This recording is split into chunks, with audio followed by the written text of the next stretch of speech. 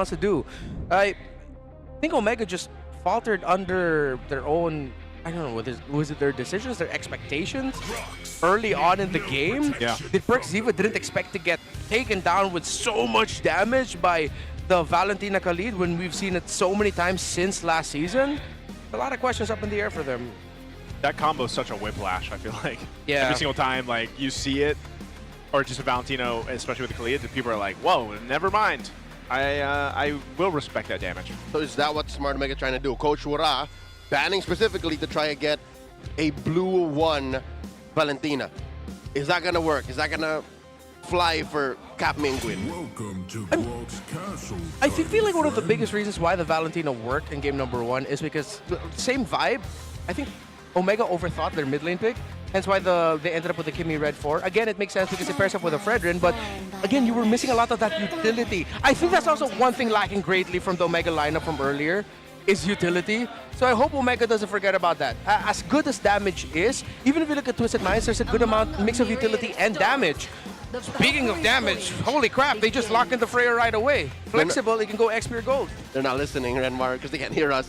And I guess their conversations in the dugout go a different way. Maybe they're saying, we can go faster. That game 1 draft was waiting on Neski too long. Neski, you're online now. Ah, they get it again! They get it again. The combo again. Was the Freya worth this, Renmar? The trade that they took, the Freya first pick. Well, it really depends on how Perks and Minguin will handle the center of the map again, because the tendency for Freya Gold, if this is a Freya Gold lane, is that will run from the gold lane all the way to the first turtle, and then they build their advantage through there.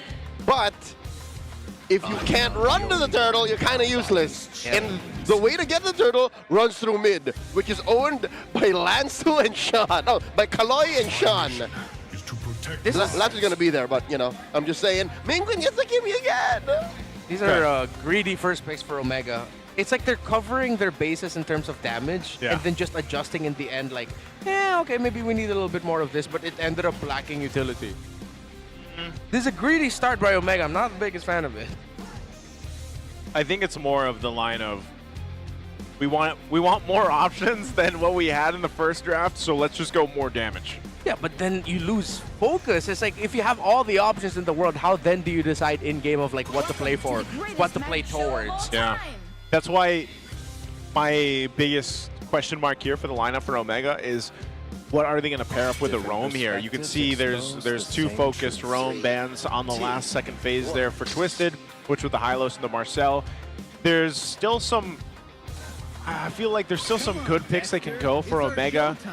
Claude's going to be taken out, so gold lane is to question here for Twisted. Maybe they pick that up here, or still, and leave up to the question of what is the jungle going to be. But back on the roam side, for Omega, what would make this lineup better, these first 3 picks? I mean, when it comes to the best roamers, you're stuck with a Pylos or a Gatot.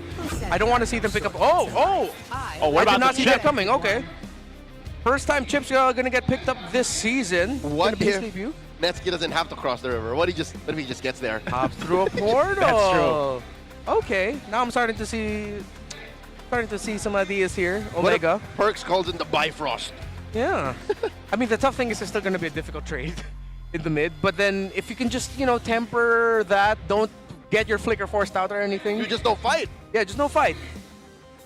Just, play like Chip, man. Just relax. Take it slow. Munch down. Yeah, munch down on some chips. In the Lapu Lapu? Yeah, and it's a gold lane Freya.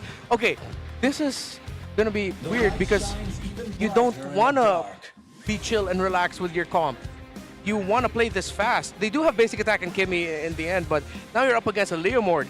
So now it goes back to the idea of Omega. It feels like they're getting dragged between multiple schools of thought of like, how do you want to play this? Do you want to be more calculated, play it slow, play through the chip? But you have a Lapu Lapu in your EXP lane and a gold lane Freya. Do you want to play through your side lanes? It's like, they're overloaded again. I think it's completely in contrast to what they could do in game 1, though, so maybe that's going to work in their favor if they can make it work for them, having all those options, all those possibilities that could happen with this kind of draft.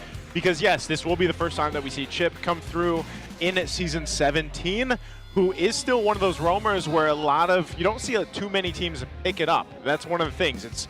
It's more of a niche kind of preferred hero for certain players, certain teams in the league right now. But also having that Freya, having the Suyo and stuff there, that damage profile that they bring to the table could help them.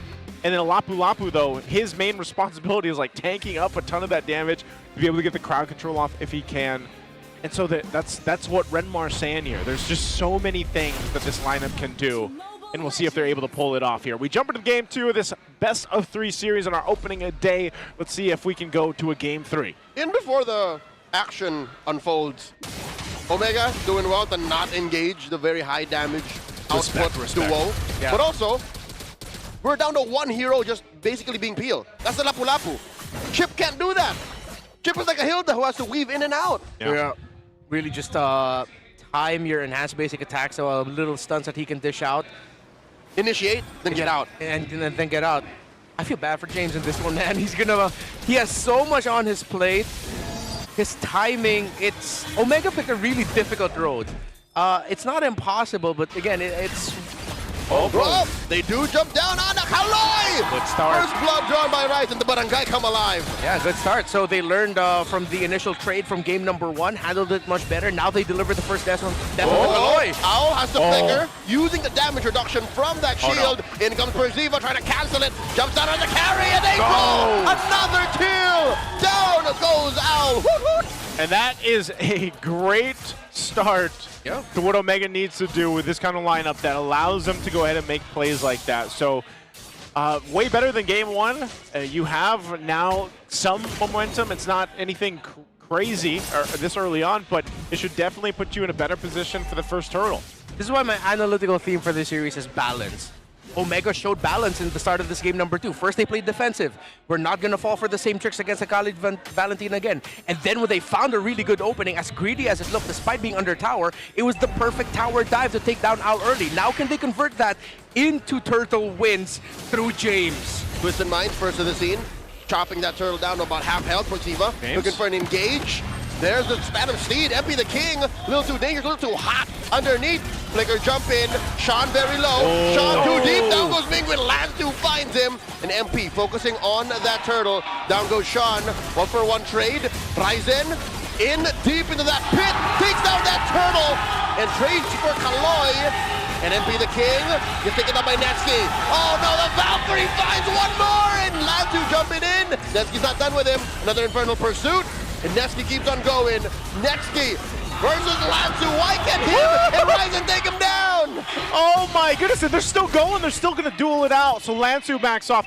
Meanwhile, the whole time, Owl was farming the gold off that turret. Well, then he gets punished. Appreciate the recovery of Omega from that game number 1. And to answer the question of how come Lanzu didn't die there, hey man, Freya has little micro dashes built into her kit. So the longer that fight on, the longer Lanzu can keep jumping on them. And he keeps proccing shields. Yeah, he keeps proccing shields. He keeps proccing that little enhanced basic attack shoulder tackle.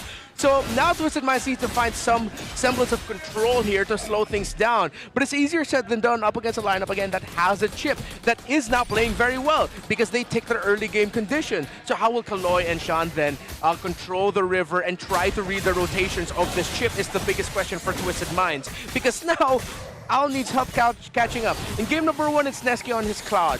Now, it's Owl on this carry. How can you get him more farm? I think Owl, given the fact that he's died twice, if I remember right, he's not too far behind gold-wise just because he was able to go ahead and stay down there and get some of that gold off the turret.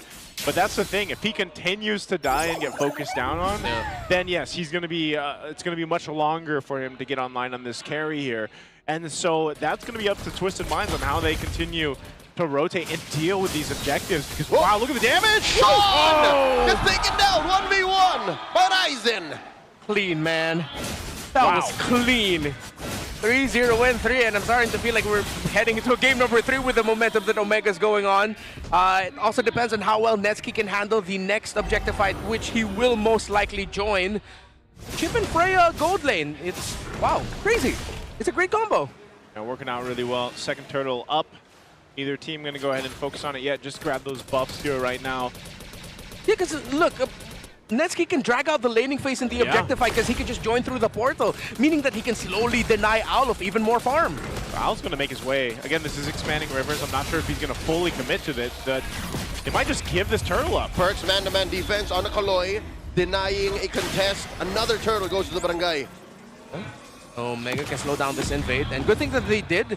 Would have been way too greedy for them to try and go for a steal just for, what, a golem or a beetle. They wouldn't have made it to the orange buff. It would have been countered by Twisted. Oh, in the bot lane! Another shortcut called in, and that's all the members of the barangay down bottom in the Y brush. In comes Lansu, uses that same portal, jumps on the Ryzen. Kaloy looking for it, finds him, shuts down!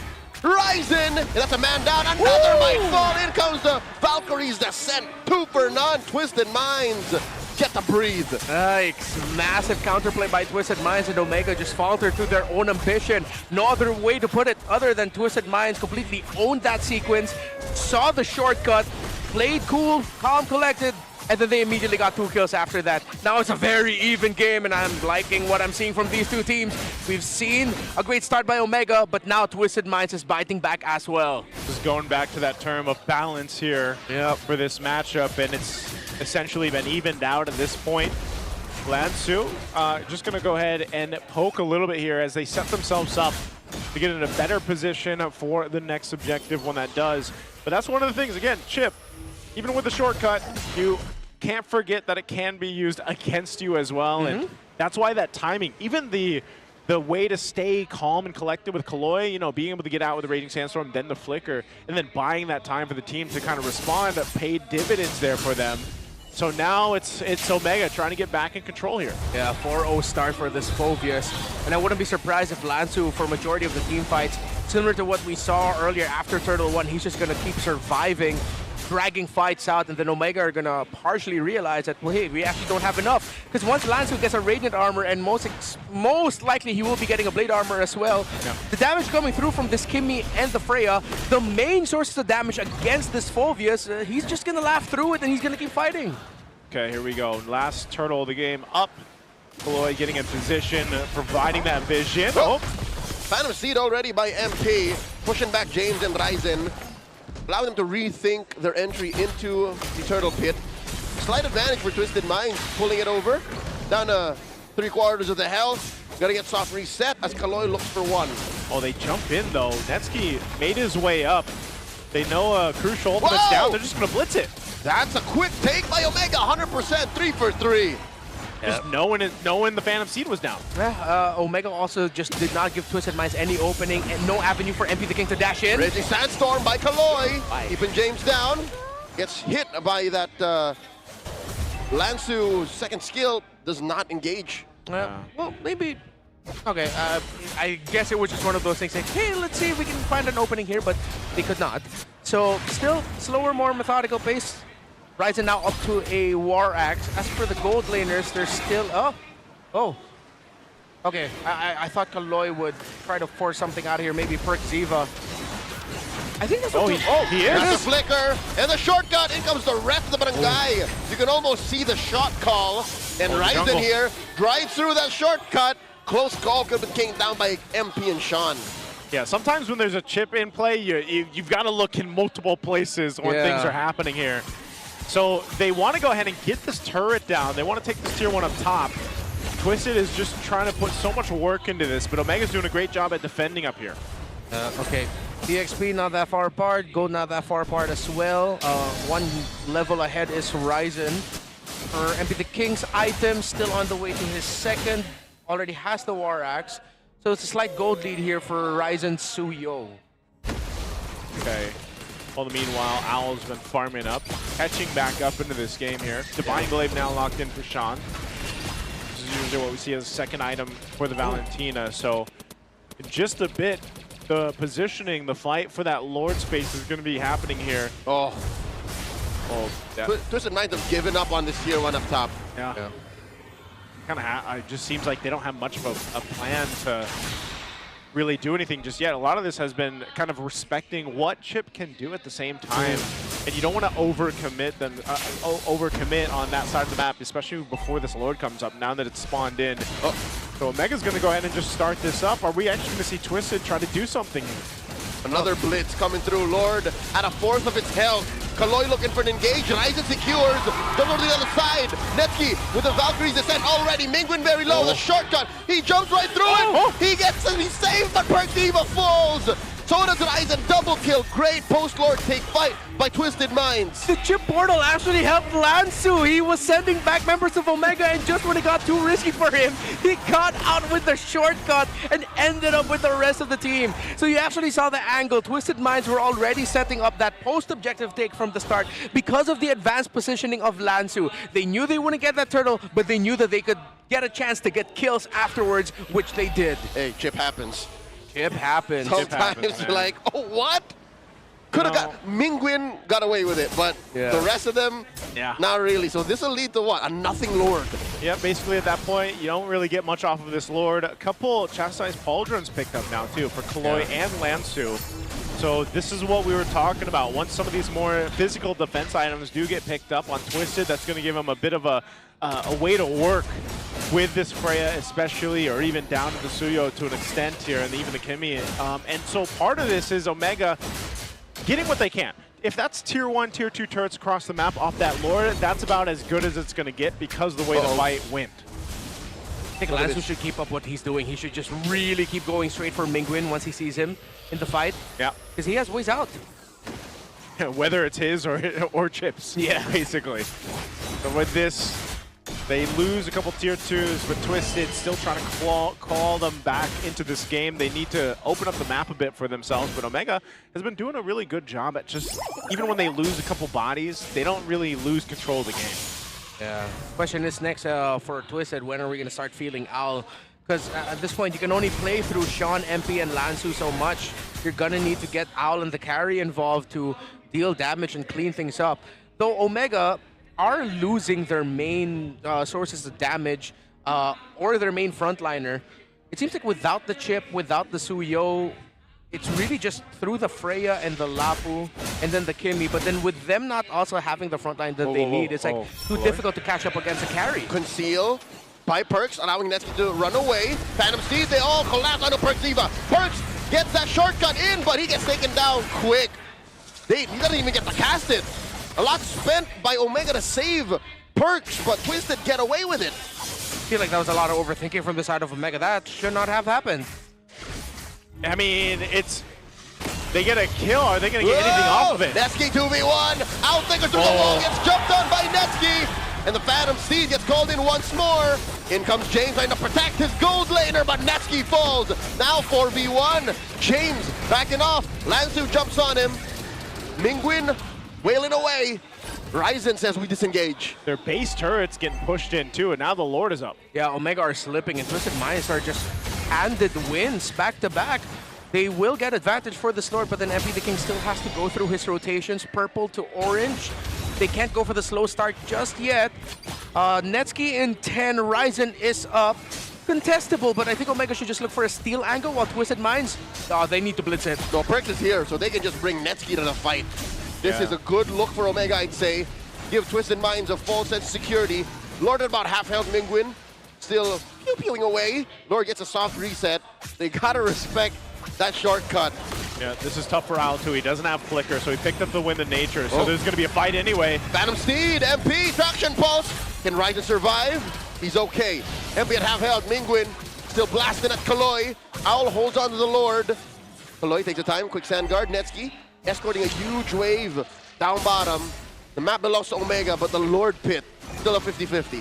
Omega playing the macro here right now. There's no response other than send Owl there to kind of deal with this wave push. So they held the Lord, and right now Omega has control. Uh-oh. Lord down to a tenth of its health. There's the Lord secured again by Ryzen. And they collapse on a Sean. Sean falls. Netsky finds him. Pulling with a flicker on out. Lansu tries to push in. Omega finds one. Lansu is out. 3 defenders backing out of here. Omega find a late game turnaround. Handled that Lord dance really well, considering before that final take, Ryzen was spotted by the members of Twisted Minds, brought to half health, and he had to spell vamp back to full. Great handling of the Lord by Omega. Fantastic macro. Twisted Minds now might end up getting forced for game number 3 here. Kaloy underneath tier 3 in mid. Drops that quick send guard on a 3. Not much of a response. Twisted Minds. They're up against the wall here. Sean comes in, no ult stolen. And the rest of Omega will wail away at the base, taking us all the way. The Bungarang guy go crazy. Despite the, let's say, terrible start to the series, they showed up, and now they force a game number 3. They learned from the lessons of going up against the Khalid and Valentina early on.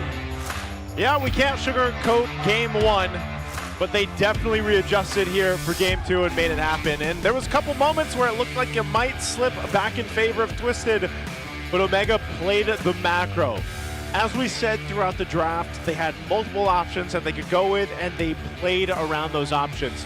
Sometimes having that chip, having that shortcut worked with them, and sometimes it worked against them.